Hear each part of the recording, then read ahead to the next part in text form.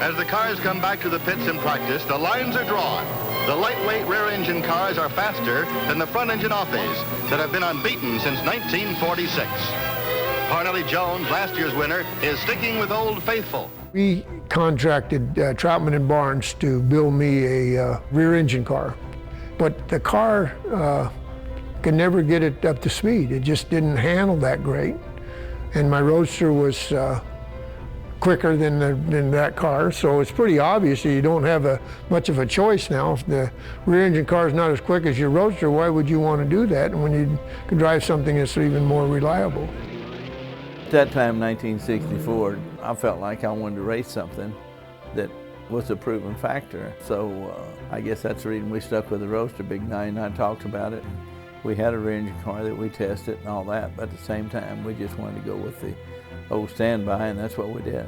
Well, actually, Bud, I'm running my front-engine car mainly because the rear-engine car that we had built, we didn't think we would have time to prepare the car to run 500 miles. Those of us that did accomplish that, or drove the Roadsters and then the rear-engine cars, two different worlds. The rear-engine independent suspended car got a lot more grip, lets you go a lot faster. But I like the rear-engine car because when you go into a turn, at the end of the straightaway, as you enter the turn, it seems that you can definitely go in about 100 to 150 feet further at full throttle. Then you can get on the gas sooner. The Roadster was a straight axle car.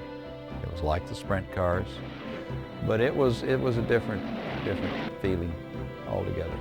Well, I prefer the front-engine car because of the fact that you sit near the rear wheels. You get a better feel of the racetrack and the feel of your traction.